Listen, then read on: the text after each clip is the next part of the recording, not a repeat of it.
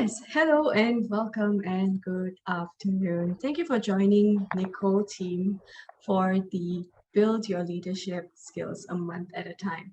And today I have Deepa with us. So hi Deepa, how are you? Hi Divya, hi everyone.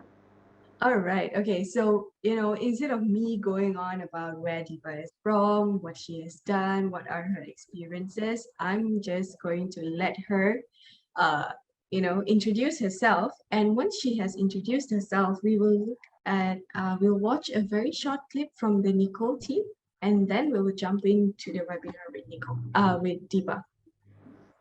Thank you, Divya. Thank you to the Necole team for having me, and good afternoon, everyone. So very nice to be here. So you saw the topic today, and I'm not going to claim to be an expert on leadership skills, but I always say I'm an expert in my experience, which includes a lots of mistakes made and lessons learned along the way.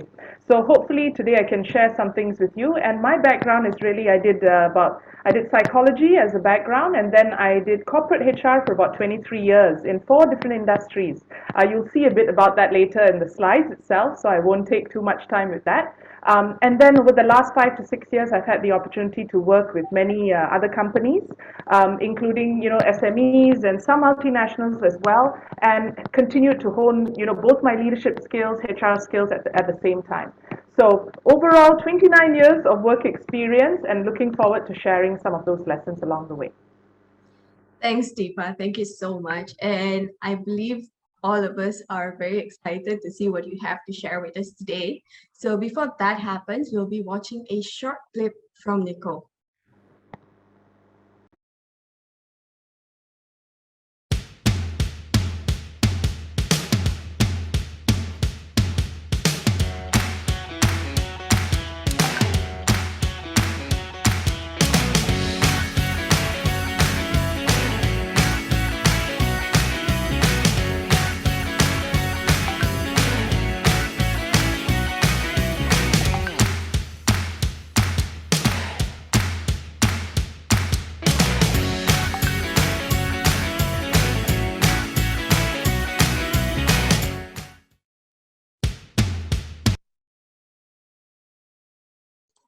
All right, so that's our video for the 30-second clip that I mentioned that we'll be watching. So now, Deepa, let's take off with the Build Your Leadership Skills a Month at a Time webinar. Okay, thank you. So if I could get Eva's help to put up the slides. Okay, great. So for those of you joining us, I know that many of you are, a whole range of leadership skills. I see some of my ex-colleagues and friends, and thank you so much for coming to support. And what we're going to talk about today is probably nothing terribly new. It's definitely not rocket science, but it's hopefully to get us to be more purposeful in our leadership. So some of you are new leaders, some of you are seasoned leaders, some of you have a new team. You might be a seasoned leader, but you're new in the organization, or you have a new team. So based on that, what we're hoping to do is I want to share a little bit about how we can be purposeful in our leadership a month at a time. So I call it as a gimmick name 6 for 6. And you know what that means, right? 6 different attributes and leadership skills, 1 month at a time that you can layer. Okay, so let's move on.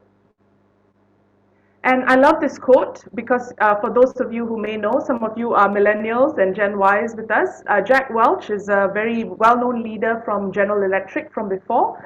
And I love this that he says, before we are a leader, we are growing ourselves, right? And we want to grow ourselves. But once we become a leader, it's all about growing others. And that's where the success of the company comes in.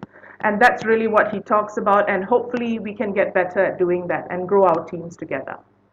Okay, so now let me introduce myself in a little bit more detail on the next slide. Like I said, I did psychology. I had the opportunity to be part of a pioneer team in 1993. Yes, I'm not even sure some of you were born on this call at that time. A little bit of trivia to share. MAXIS stands for Malaysia on the Axis of Information Services. So we were there when it was branded. So I did recruitment and training. And then in the banking world for 8 years, And I did recruitment and grew up in HR over there. It was a great opportunity, and I know one of my ex-colleagues this year as well had the opportunity to work with her, Lily. Hello, call out to you. And there I managed to lead, at the end, leaving by leading the team in Malaysia, Vietnam, and Philippines because they were truly ahead of their time with diversity and inclusion. I wanted to be based in Malaysia, but they allowed me to cover some other countries from there. And then I had the opportunity to move into logistics in DHL, started with a country role and then moved into an ASEAN role. Those were the 6 countries doing HR development. Really enjoyed my time there. As you can see, already 3 different industries, telco, banking, and logistics. And last but not least, for the last 5 years of my career, I was in Roche Pharmaceuticals. For those of you who don't know, this is a Swiss company, medical company, that primarily works with oncology drugs, cancer drugs. And I was working in the HR, leading the HR function, and also doing some APAC projects till 2015. And as I mentioned, since 2016, I've had the opportunity to be on my own. I'm doing HR consulting and happy to say I'm faculty together with Necole and Leaderonomics as well. And that's been there since 2016. Okay, enough about myself. So what, like I said, I have this much experience in 4 different industries, and I've come to the conclusion that employees want the best leaders, leaders want the best employees. So let's figure out a way together on how we can get better at that. Okay, so let's get into the details. Today, for the 1 hour, we're going to break this down into probably 45 minutes or so of content, and then we leave some time for questions. If you have questions along the way, I will seek Divya's help because I want to focus on the slides. But maybe Divya will interrupt me if I need to look at the chat so that I can just really focus on the slides at the moment. So we'll go into what are the leadership skills that we must build. Like I said, it's not going to be something terribly sort of life-changing, but it is about being purposeful. For those of you aspiring to be a leader, it's also important to note that there's a little framework I'd like to share with you that I think you can use on how you can build your leadership skills. Okay? After that, once we know what you must build, we then move on to a deep dive of it, right? So these are the 6 different skills. How do we know what it means and what does that look like? And then we move on to really applying it in the workplace and how are the, what can you do to showcase it and layer it at your workplace. And like I said, we'll end with 10 minutes or 15 of Q&A, depending on what you have. All right, so let's get straight into it. So building your 6 for 6. By the way, I do believe there's a 12 for 12, but today it's a webinar, so we'll start with the 6 for 6, and there's more detail around the next 6 for 6 later on if there's an interest. Okay, so why does it matter? So when we talk about building 6 for 6 and leadership skills, why does it matter? We are people, we interact with each other, we know how to socialize. What's the big deal? Well, this is the big deal. Let me tell you why. Recent studies has shown that a summary of an infographic will tell you this. The evolution of the employee. So I love this infographic that was done by, you can see here, somebody created it at Grassblog. And what's important to note is they have defined the difference between employees. So we are here learning about leadership, but we need to understand what the employees look like. So the employees of the past and all the things in the pink apply. I agree. I'm in that. I'm in a Gen X category. And during that time, we are quite used to probably working in a corporate office. We are very much driven by using the company equipment. We have a predefined task. I guess the word hoards information is a little bit harsh. I don't think we hoarded, but we definitely guarded information because it was really about what we knew and what we applied.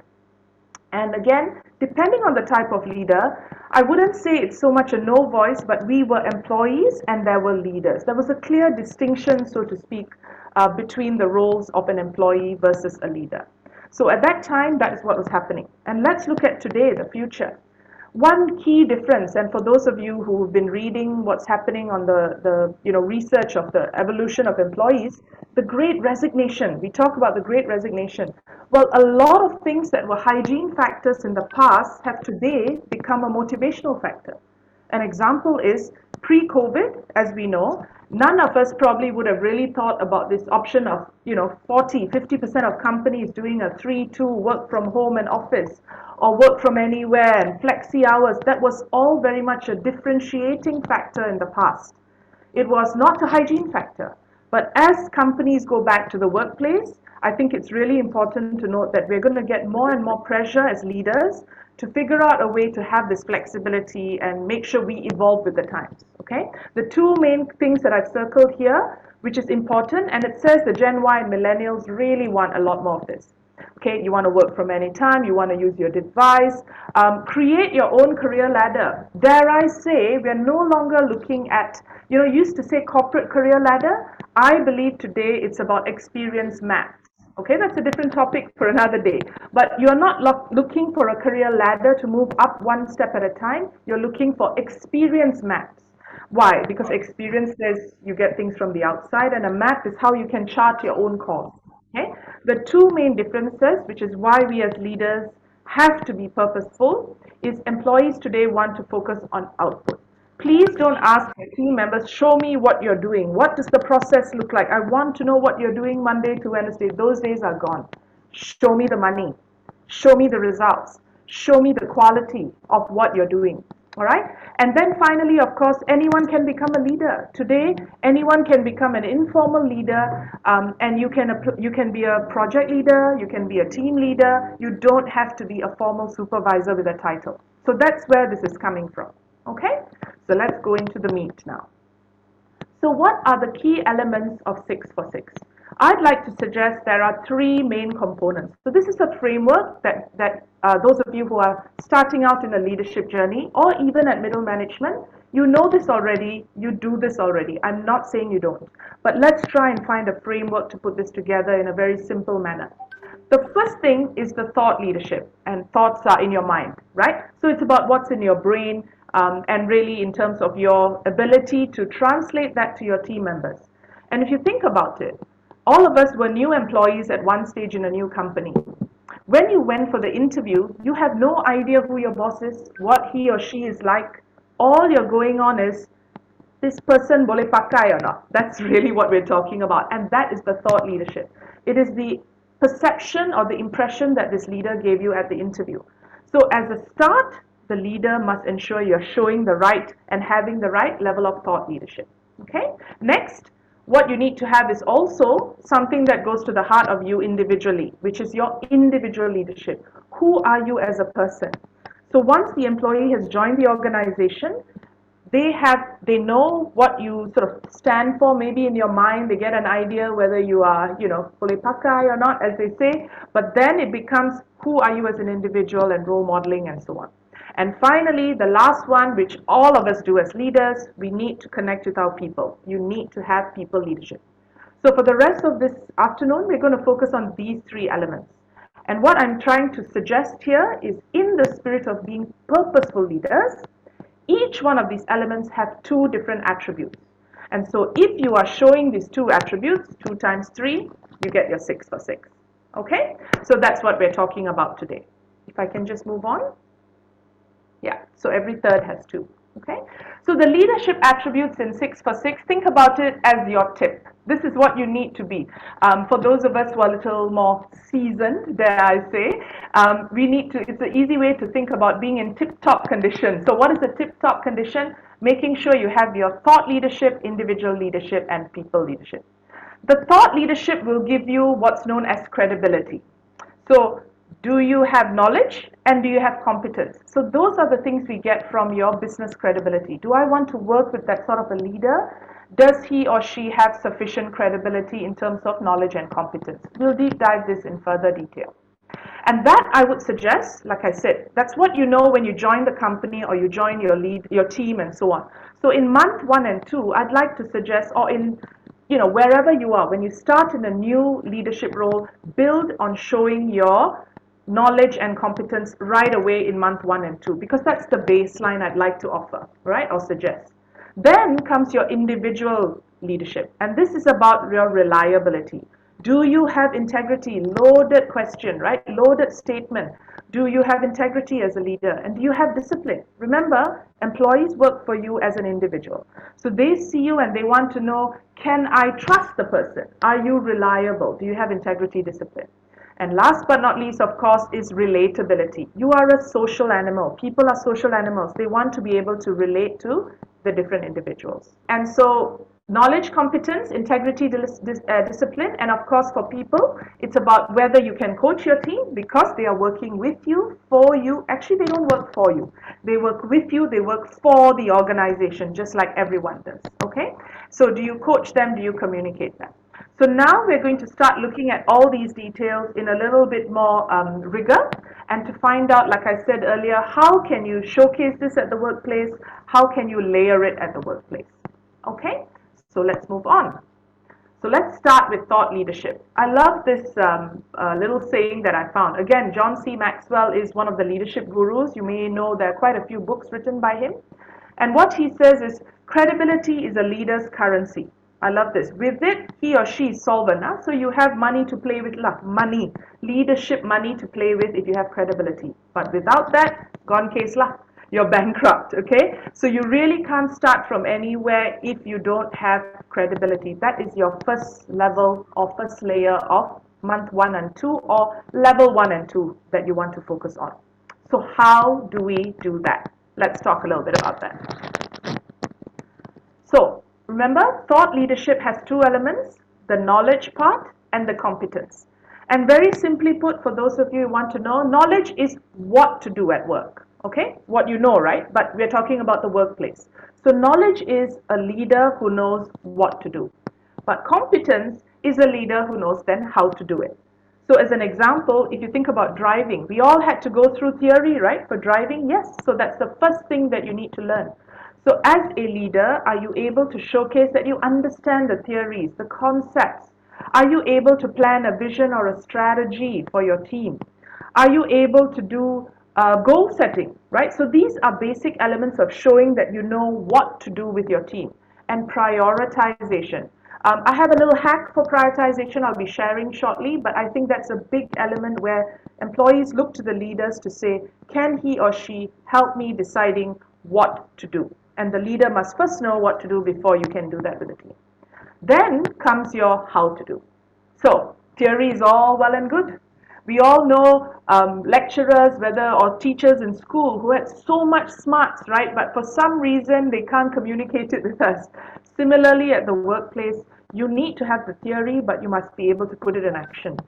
And in your skills, I'd like to say that what you need to showcase is not just your book smarts, but your street smarts. Okay, we'll be talking about how to do it. The other thing about competence, sorry, not yet, yeah, Eva, is about your experience, and finally, how do you apply this competence? So you know how to do things, can you apply it at the workplace? Can you apply it as a leader with your team members? That's very important. Okay, so if we can just move on. How do you then apply?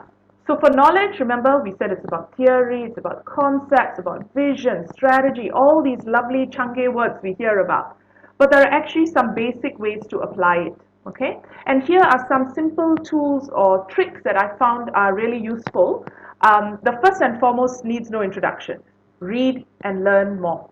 So, we have to keep learning. It doesn't matter whether it's a white paper today, whether it's a Kindle, whether it's an article you see in the web, whether it's all these different journals. Read and learn. The second one is important, yeah? Notice I underline required.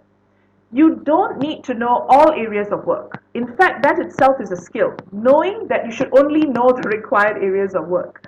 I joke about this with some of my team members in the past when I was in corporate, but honestly, guys, if anybody asks me to do payroll, nobody will get salary or everybody will get an extra zero. One or the other will happen. I have not done payroll. That's okay. I'm not ashamed to say I don't know all areas of HR. I have more experience in some than the others. I haven't been exposed to all. But you must know the required areas of your work. Okay? Then the prioritization. I think this is really important. And this is a little hack. I'm sure all of you may have either read or heard about urgent versus important. I'd like to offer another level to it as a leader when you work with your teams. And it's called the must now or detail, right? For lack of a better term. What this is ask yourself when you work with your team members, you have a whole laundry list of things to do and they are struggling. So you have the knowledge of how to prioritize. And these are the 3 questions I'd like to suggest you ask yourself. Number 1, must it be done? Must it be done at all? Must it be done by you? Must it be done, that work? Number two, the answer is yes, it must be done. Sorry, Deepa can't run away. All right. Next question, must it be done now? Okay, so priority has a timeline to it, right? So yes, it must be done. It must be done by Deepa, but must it be done now? And the third one, level of prioritization, is okay, it must be done now by Deepa. Now, to what level of detail must Deepa do it? So that helps you reduce the workload and the level of prioritization, because I tell you, a lot of people think they must do something, it must be done now, and they go through so much rigor and depth that is unnecessary. Okay, so again, as a leader, figure out a way to ask your team member, remember, must it be done? Must it be done by them, of course? Must it be done now by them? And last but not least, must it be done now by them, and to what level of detail, or can it be high level, conceptual, and so on? And finally on this, make sure you have mini milestones. Be realistic with your team members. When you set goals, make sure you can be having mini milestones also helps them to celebrate mini milestones.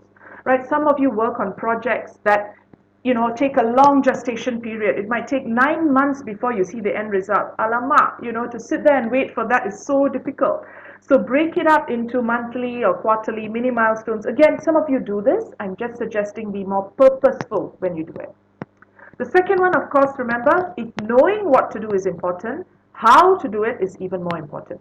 So how can you show that you know not just what to do, but how to do? First one is show what you can do. And it doesn't mean say what you can do, show what you can do. Be in it with your team. Show them what exactly is required and how to work through different things. The second one, which is very powerful but very underutilized, dare I say, in a lot of places, is to share lessons learned. Later we'll be talking about the people leadership, right? But one of the things people shy away from doing postmortems is because, alamak, postmortem means I have to share the mistake I made. But that's a powerful lesson learned. And it also humanizes all of us as leaders, because, hey, we all made mistakes and we got to where we are. So I really suggest the use of postmortems to show your level of competence, showing that you know what to do. This is how I would do it better. And therefore, it's a lesson learned. And then, if you have the knowledge, your competence also is to say, okay, this is the theory of how I do something. How can I blend my ideas, my creativity, all this innovation with my past experience, right? As they say, knowledge is great, but knowledge and experience is wisdom, right? So how can you show that? How can you show your competence in that?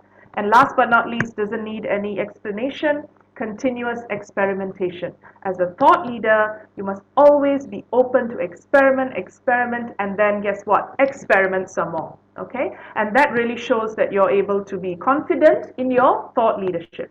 So that's level 1 and 2, or month 1 and 2 if you're a new leader and you're trying to work with a new team. Next, I thought this thought leader, you all know him, Albert Einstein.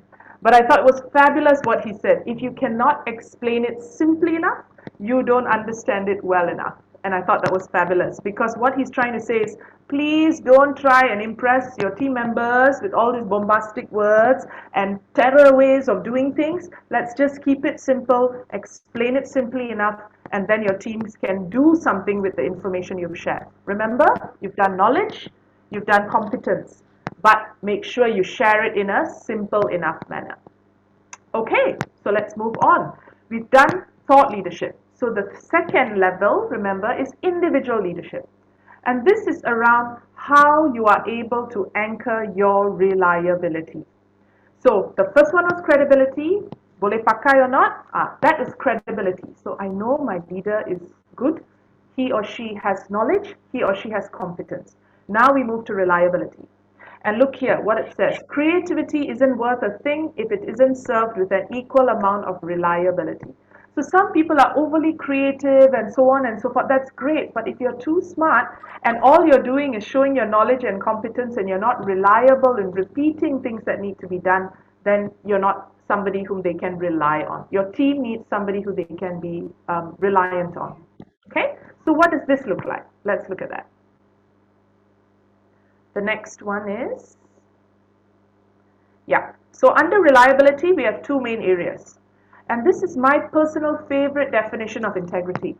Integrity is, this is not my definition, you can find it on the net, but I love it.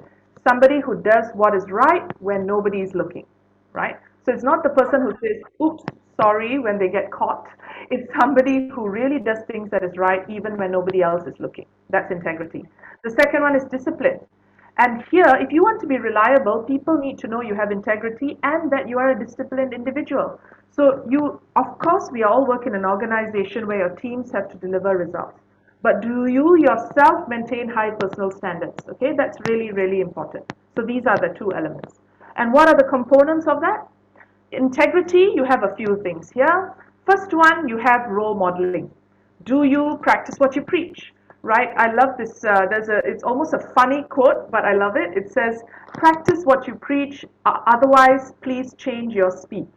Let me say that again. Practice what you preach. Otherwise, change your speech. All right. And so, role modeling is obviously the core of integrity. Somebody who's non-compromising, right? We have so many business ethics situations where we are tempted, but do you compromise? Someone with integrity is confident of themselves, but yet they're so confident that they can remain humble. That's a really important skill. And last but not least, this person is somebody who has what's called moral authority. They are willing to go against or versus the crowd. So just because everyone's doing it, but if it is something that, it may not be illegal, but it might be something that seems a little bit awkward or the gray area, these are the individuals who are willing to stand out against the crowd. All right? And then, of course, discipline. Simple. I think this needs not much explanation. You're looking at punctuality, you're looking at accuracy, yeah, of the work that you do. If you're an organization and you're a leader which says everybody has flexi hours, that's great. That's no problem. But if you're the type of person says, we are a bank, we work very clearly on a certain fixed time, so I'm afraid we can't institutionalize flexi hours as much.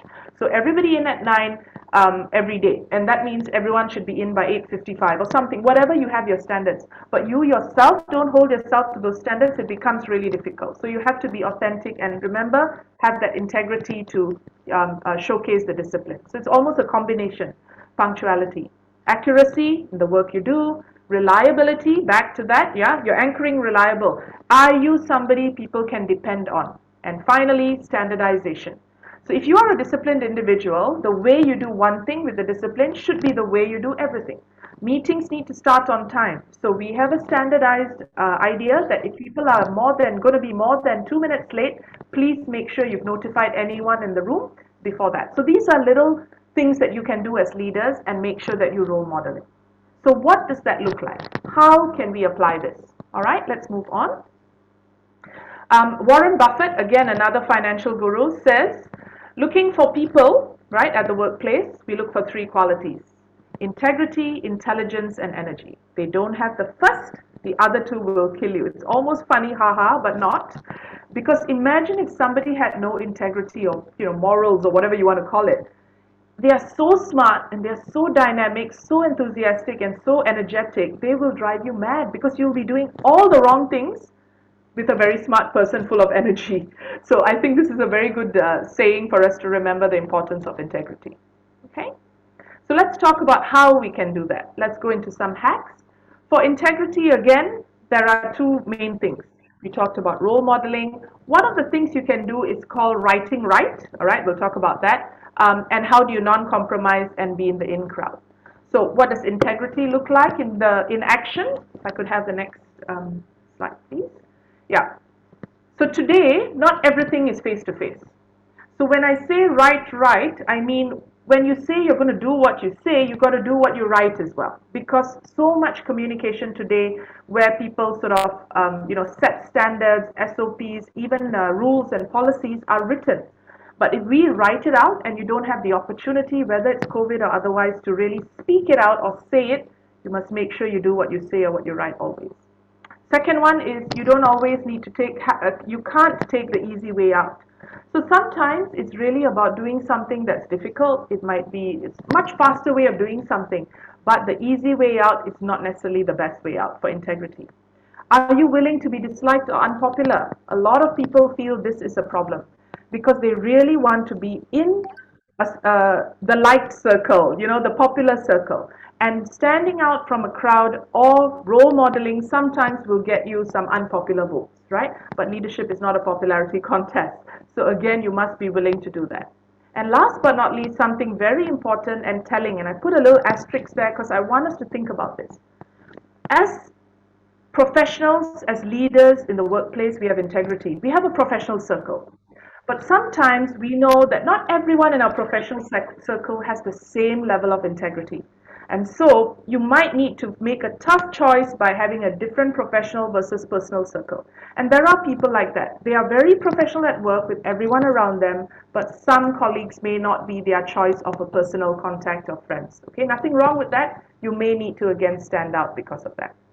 Okay, and then for discipline. So again, you might think, "Aya, simple lah, discipline, just, be on time, be accurate, no error." No, that's not really it. There are a few other things as a leader. So from a leadership perspective, the first thing about discipline is you want to hold someone else to a high standard. Well, as they say, when you point to someone, how many fingers pointing back at ourselves? So not just check on your team's work and output, but your own work. What does that look like? Other thing is the discipline on team escalations. That takes discipline because some people are very good with everything else, but when your team escalates a concern, an issue, nobody follows through. So that's really important. You need to really look at that. Okay. The third one is about being consistent. Remember, we talked about standardization. It doesn't matter even if it's different situations. They know when it comes to Deepa, oh, she will never compromise on this. Her discipline, her accuracy, even if it takes a little longer, she will deliver something to the quality we need. So that's really nice to know. Okay. And last but not least, of course, admitting own faults and correcting it. Okay. So as a disciplined individual, if you want to standardize and you want to be reliable, you must be willing to admit your mistakes. But the discipline comes by correcting it, not just passing it on to the team and so on. You yourself are willing to do that. Okay, so let's move on. And the last but not least, people leadership, relatability. So before I tell you who said this, let me just tell you, right? Read the statement. I think you become more relatable when you're vulnerable. The interesting thing about this is actually this is not said by a business leader, although this person is a leader in her own right. And some of you really like this person, so maybe we can reveal who said this. Katy Perry. Okay, so she is a leader in her musical field. And I thought what she said was really interesting because there are people on this call, there are people we work with who all enjoy Katy Perry. You could be a fresh graduate, you could be a CEO, you could be a leader, informal leader, it doesn't matter. But relatability is something universal. And I thought what she said was really interesting. We need to show our vulnerability as a leader. We have to humanize ourselves. We don't have all the answers. So yes, level 1 and 2 or month 1 and 2, you want to focus on knowledge and competence.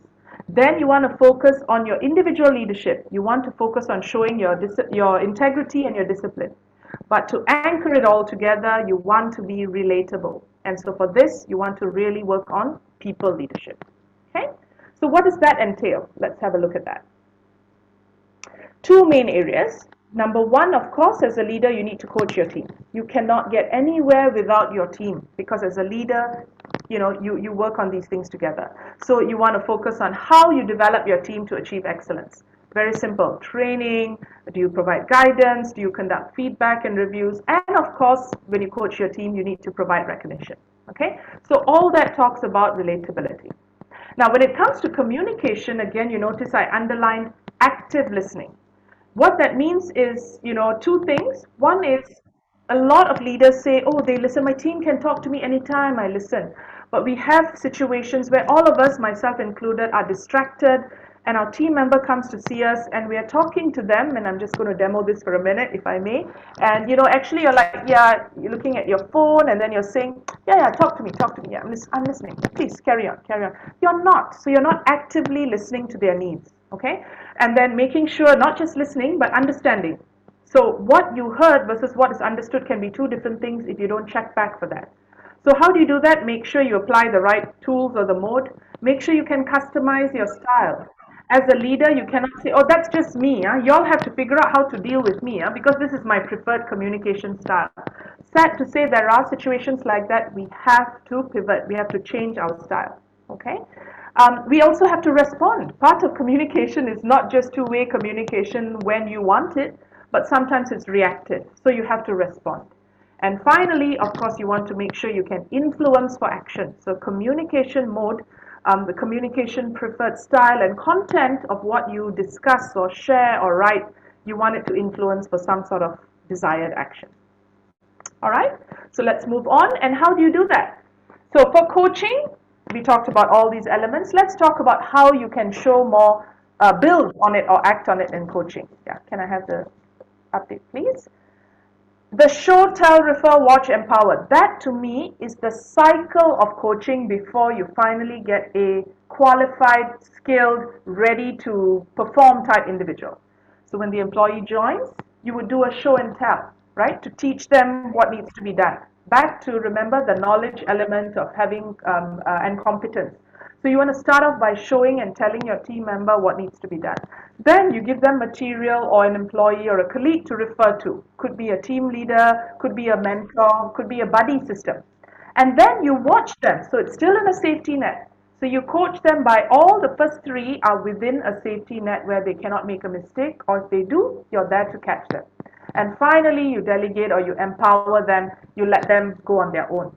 So remember, there is that flow. We talked already about sharing own lessons and including mistakes. I don't have to do that.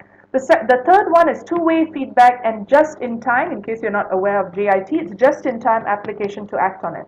So what this means is, you see, it's very nice to say two-way feedback. Don't worry, Deepa, tell me what you would like me to improve as a leader. I'm happy to. But you don't actually act on it. So part of coaching is getting that feedback, helping the team develop, but also recognizing how you need to flex your style when you are teaching them.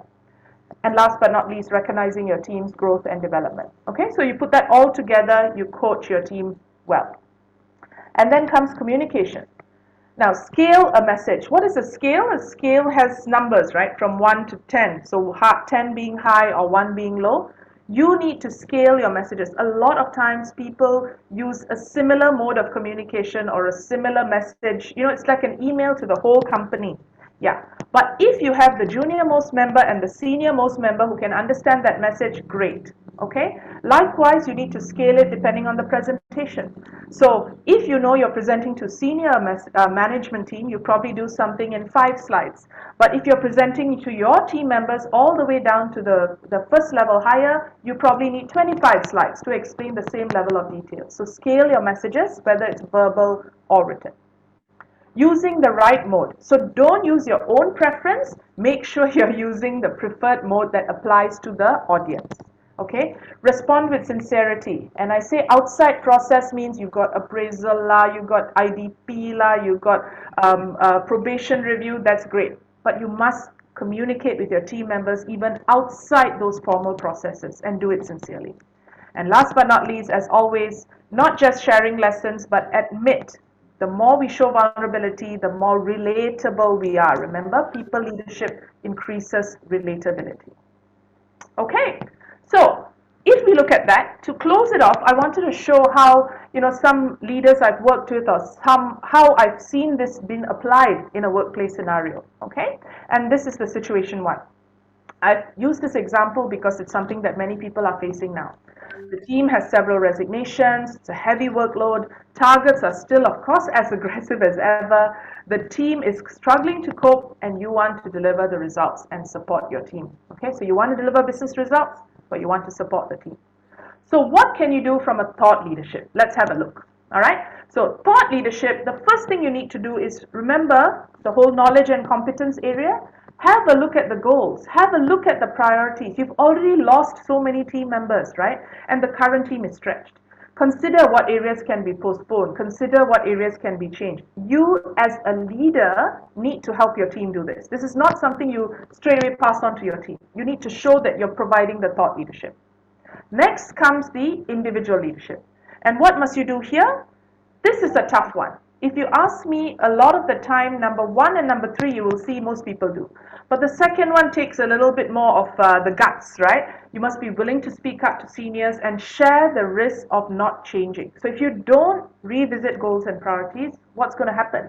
It's not that I will lose more people. It's the fact that more lost people means more missed targets. That's only so much people can do. Okay, so you need to be willing to speak up. So this is not about the results, guys. It is about the action that you're willing to speak up. And finally, on the people leadership side, what you need to do, and I think most of you will do this, right? No big deal, right? Be in it, do the work together. For example, stay late with the team, provide mini boosters, meal treats. All of this is done. So in my experience, I would like to humbly say that the third one is probably the easiest for us to do, and most of us do this a lot. I must say I was not willing to do number one and number two. Thought and individual leadership, when I was the first years as leader, I was very uncomfortable because my boss won't let me change roles. Or how can I speak up to my senior managers? It was very difficult.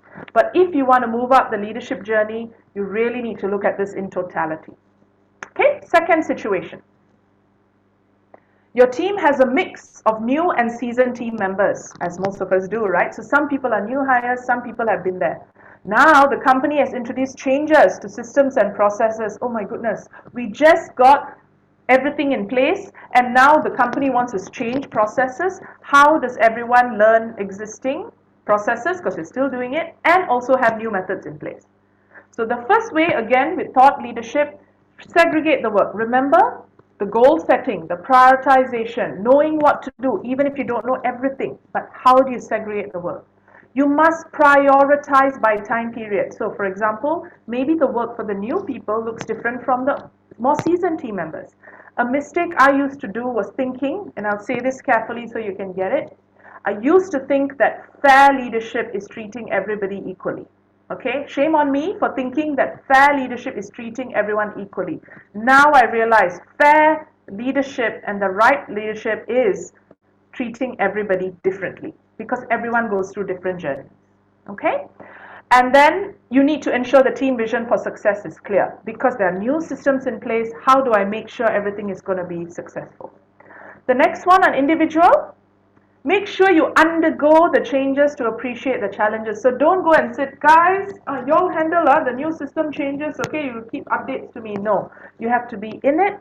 As an individual, you role model the changes and the challenges the company is facing and share feedback upwards with your seniors and with the team. I have a very quick example to share on a mistake I made, and I learned from that because here I was thinking as an individual leader, I must role model that I'm able to manage challenge and so on. In one of my companies, we were trying to increase the EPF entitlement. So as you know, the government allocation 12%, market was changing to something higher. I wanted to encourage a higher percentage. I tried year one, didn't get it because there was the regional approval didn't come through because of budgets. Fair, but I tried really hard. I tried year two, really hard again, didn't come through. And then I tried year three and we got it and I was so happy. And here I was having a shock sendiri moment, right? Thinking that, woo, I got the approval. And we shared with everybody, we got the approval and your EPF is, increased. And then people sort of said, yeah, about time. And then I was like, oh, really struck by that. And I realized my biggest mistake I did is I did not share with the team the challenges I was facing. They had no idea I tried year one and year two.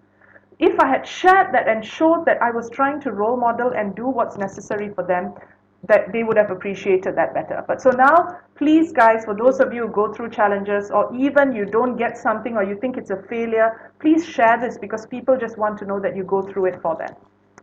And last but not least, on people leadership, of course, share that you're struggling, like I said, but learning to overcome it. Share lessons learned and also do reverse coaching. I had the privilege of going through a reverse mentoring with my niece actually, who was, actually teaching me about the world of ESG because she's in that space and I know nothing about it in my Gen X limited capacity. And she taught me so much about it and I'm really grateful for that. And for those of you who are already in a mid-management level, please don't be embarrassed to learn from the new generation and from your team members. It shows a lot of relatability. Okay? So before we go to the questions, if I were to summarize this whole thing, what I would ask you to do is this, right? Think of yourself with 5 self-reflective questions on these areas. How much knowledge, competence in the world of thought leadership do you do to anchor your credibility? How much integrity, discipline do you do to show individual leadership? And finally, what's your coaching communication level for people leadership? And the way to do this is very simple. What do I do well? Simple. You can answer that. Second, what do I need to do better or what should I improve? Third, What actions can I take? Remember, guys, some of these things are not within your control. You can't ask an accountant to become an engineer. So when it comes to things like knowledge and so on, don't say I'm going to go and get the company to pay immediately for my PhD or master's. So those things are not realistic. So what actions can you take within your control? All right. Fourth, who in the ecosystem can support my journey? We are not alone. We're a group of leaders or want to be leaders or seasoned leaders that are willing to help each other. Okay, so who can support, sorry, my journey? And last but not least, of course, how will I know when I get there? How can I measure myself when I know I've improved? So I want you to keep this in mind. Okay, and so Divya or Eva, should we take some questions now, or yeah? Yes. So Deepa, as you were explaining situation two just now, Yeah. Anne came in with a question saying, how can one influence employees when there is a new direction, especially changes in structure or system? I believe that you have explained this with the three types of leadership that you have mentioned, but I think I do have a question when it comes to this. So you mentioned the three types of leadership when you, let's say, are a middle manager or a top tier leader. But what happens if this individual, this employee, is a new employee? How will this employee be able to influence their top managers and leaders on how this new direction can help the organization, or how the certain changes in the structure that they are going to you know kind of suggest will help the organization? How does that work, Deepa? Okay, so there's two parts. If I take the question first, I think the question from our participant was, how do we influence employees when there is a new direction or so on that's going to be introduced by the company as a leader? Yeah. So I would say the first thing that you need to think about is, can you define the purpose? Do we understand enough about why the new direction is? So I always feel that we need to be transparent with employees. Now, they may not like it. Sometimes we change tools, we change systems or decisions that are taken. People may not like it, but us not sharing it doesn't make it any different. So the transparency is really, really important. Okay, so that's one. Secondly, is try to show the what's in it for me. So, as a management team, if you can sit down, or as a group of department heads and whoever's coming up with this new direction, sit down and talk about what are you've done a business pros and cons, try and do something what I call the employee pros and cons. So for everything that you're doing, which is the new strategy, the new business direction, because it's going to do this for us, is we're going to get this much revenue, we're going to save that much cost. Well, try and figure out and preempt by showing the employees what's in it for them if they move towards the new structure. Now, that's all well and good, assuming it's positive. Sometimes it's negative. So then you need to really show them also what's in it for them if they don't change. A classic example is Nokia, right? So, or even BlackBerry, and all these innovative products who were ahead of their time at the stage they were at. But today they have, sort of moved away because they have not thought about what's in it for them if they don't change. So maybe that was a question that needs to happen. So as a leader, two things: be as transparent as you can, even if it means saying some difficult things. When we did restructure in one of the companies, I had to stand and tell people, imagine, not easy, saying there are going to be X number of jobs affected. But building your credibility by saying, guys, this needs to happen. Our new direction is this number of business units becoming 7 business units becoming 5. There are going to be job impact. There's going to be certain roles that are redundant. We're going to help you through this, and we don't have all the answers, but we're going to get through this together, and come and talk to me after that, and so on and so forth. So I think transparency, sharing the what's in it for them, and if you can't share what's in it for them, share what's in it for them if they don't move with the times. That's what I would say for that. Okay. All right. Okay. Thanks, Deepa. All Is right. there another So, question? uh, no, I don't think we have another question. Shall we move to the poll? Oh yeah, sure, please. All right. Eva, if you could just help us uh launch the poll for our participants. All right. So here you go, guys. Just feel free to answer, and then we can move forward. So this is just to have an idea to help you as you do your own self-reflection. What areas would you want to build on for your leadership journey? You know, you could be a new leader, you could be a soon-to-be leader, or you're aspiring leader, or even a seasoned leader. If you think that you're doing something well, great. But if you think you want to focus on two areas, what would they be? I mean, it's just interesting to see what the, um, you know, results are. Okay, I just saw a new question come in. I'll come to that in a minute. Are we waiting for the poll? Should I take? Yes, I think we can take the question while we are waiting for our participants to answer the Okay, poll. great. So let Eva come back with the results in a minute. So I think Yes. it was our one of our colleagues on the call who asked about where does assertiveness sit. If you ask me, it starts from perspective of individual leadership, because what are you assertive about? You need to be able to role model it first, but it comes out, it manifests itself in the people leadership, of course, in terms of how you're going to coach your team or communicate, right? So communication tools around being assertive, stating what you require, not aggressive. And I like the way you made sure you said assertiveness. So how I would say this is important is being assertive in when you speak to someone, when you share what needs to be done, just like you are with your team members. So you need to be assertive because that's part of people leadership. But remember, if you've already built your credibility, if you've already shown that you're reliable, by the time you're assertive and you are relatable, they will accept it. And that's what I meant by layering this and building it, because they already know boleh pakai this boss. Number two, this boss is reliable. I see him or her in the same way, got integrity, got discipline. So now when you want to be assertive with me, okay lah, I understand, I deserve it lah. You need to, it doesn't even mean scolding, just make sure these things get done. Okay, so I feel it sits under people leadership, but it starts by what you show at an individual level. All right, great. So Deepa, we do have a question under the Q&A section. Okay, So I will, you're going to ask me? yes. So the Okay. question is, I'll just post it out in the chat section. Just give me 1 minute. All right, so that everyone can see. Oh, I All saw. right. Yeah. Yeah, so the question is integrity, not being afraid to be disliked, and confidence are both important aspects of leadership. But some of us may find it challenging to continue trusting in our ability when we felt that we are being disliked. How do we develop the courage to be disliked without affecting how we trust ourselves? Okay. All right. Very interesting question, right? So this is, I mean, you're speaking to somebody who really has problems, offending somebody. I don't like confrontation. I'm telling you all my deepest, darkest secrets, but that's true. I don't like confrontation. I'm quite, for those of you who've done BSI or so on, I'm quite an amiable, somewhere in between. It's funny, it's a mixture. But I think the problem with enforcing integrity and confidence and then being disliked is going back to this point.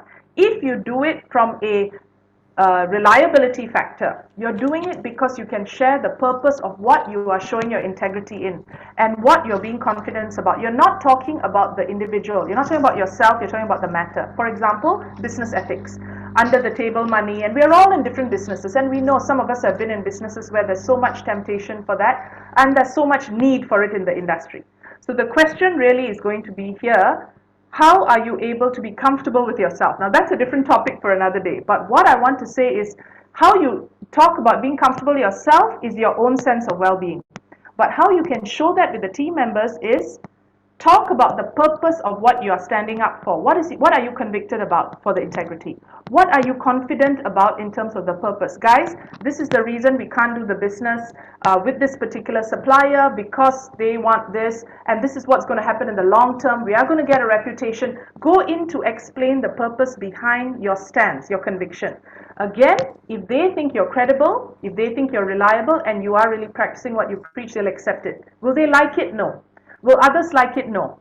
But if you show that you're standing behind it with conviction, I think they will respect it. So in closing on that question, we must sometimes be willing to be disliked, but we must always feel that at least we are respected for what we stand for. And I know I didn't answer that because I can't help with how we can be willing to be disliked.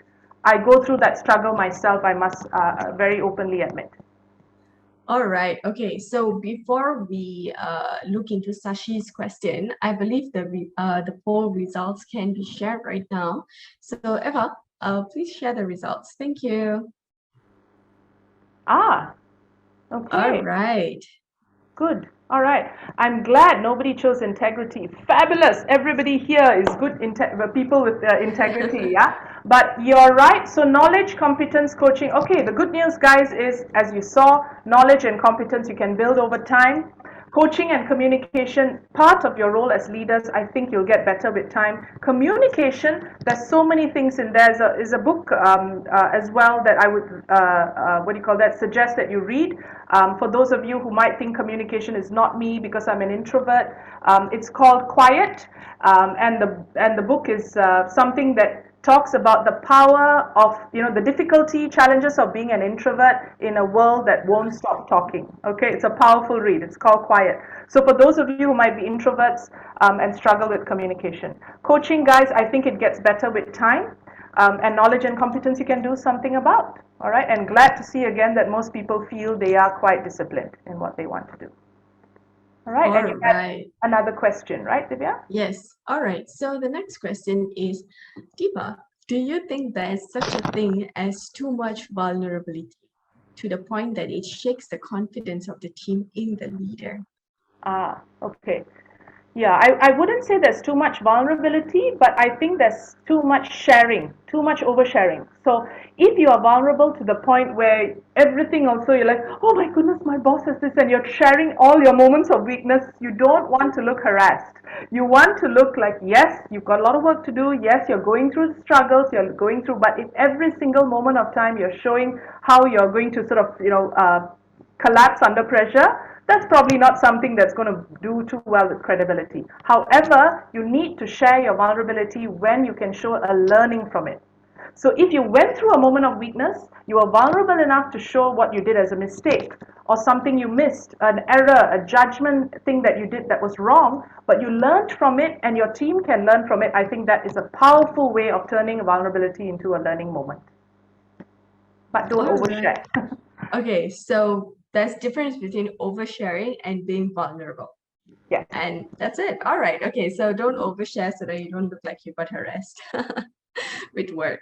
All right. Okay. So that is all questions. That's all the questions that we have for now. So I would like to give a last call. So if anybody has any questions that you would want Deepa to address, please feel free to drop them in the chat section. We maybe will give a minute. So, we'll just wait around. Oh, we do have a question. So I think this one, Anne is answering back to Zinin with the question of being disliked. So a perspective, Zinin, if we think in terms of like and dislike, we may create the stress within us, which may either make us apprehensive to say what is required or overly defensive that we may turn out being aggressive. Instead, look at that specific task or situation at hand, address that, not the person. Don't pass judgment on the person, instead be critical on the steps that were taken and results. Helps with being assertive. Oh, okay, that's Nigesh. All right. So yeah, that's that. What do you think about this, Deepa? Yeah, I mean, I always think it's the same as giving difficult feedback to people. Label the behavior, not the person. Label the situation, not the person. Label the action, not the person. So, it's always something that can be done, which keeps things very objective as opposed to bringing the person into the context. We're all just, vehicles in an organization. We're all trying to do our job. So when you want to be, sort of giving difficult feedback or be in a conflict, I think the right thing to do is focus on, like as I said, the situation, the content, the action taken, not the person in question. All right, great. All right, so I guess this is the end of our webinar. So before we end off and we say bye-bye to everybody, could all the participants help us and to fill up the forms? Yes, we will be following up with you with a post-event email. If you would like the recording, do let us know. We will be sharing a webinar highlight video with you. Do give us some time to edit the video and you'll definitely get it. So meanwhile, please help us fill up the form and so that we can improvise next time. If you would like Deepa back for the next round, do let us know as well in the forum. If you would like to know what is 12 for 12 instead of 6 for 6, let us know. Deepa can run the whole session for us next time. So thank you so much for joining today, spending your afternoon with us. So yeah. Thank you, everyone. Thanks for your attention and for your questions.